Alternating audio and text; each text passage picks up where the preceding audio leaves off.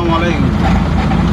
তো বন্ধুরা, কদিন আগে আমি এখানে এসেছিলাম আর এই গাছগুলোর আমি একটা ভিডিও পোস্ট করেছিলাম। আজকেও এসেছি আমি আর এই গাছগুলোর একটা ভিডিও তুলছি।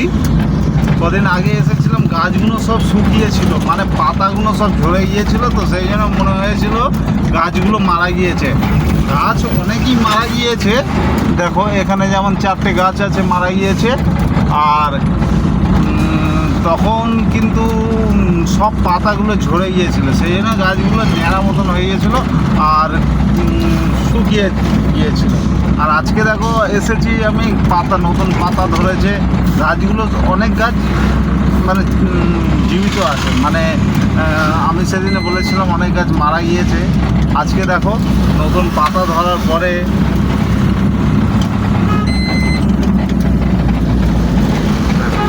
কত সুন্দর লাগছে জায়গাটা, কত সুন্দর লাগছে। এই জায়গাটা বনগাঁ, মানে বনগাঁ দিক থেকে আমি বেরোচ্ছি, সামনে গেলে বারাসাত। এই যে কত সুন্দর লাগছে।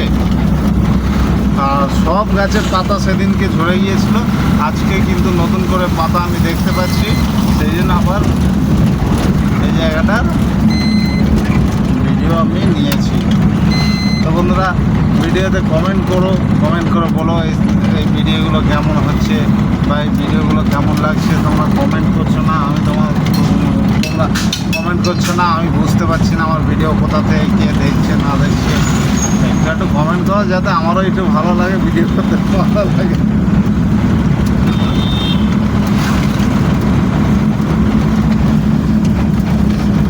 ব্যাস, আর কিছু না। এই যেমন এখানে একটা গাছ মারা গিয়েছে, এই গাছটা।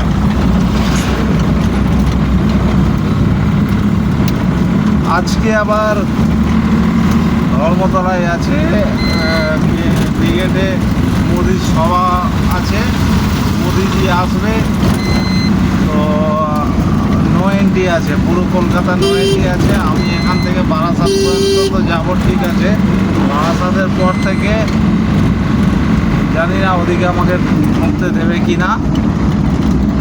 এই না, নতুন নতুন পাতা ধরেছে গাছগুলোতে, কত অপূর্ব লাগছে। হ্যাঁ, মাশাআল্লাহ।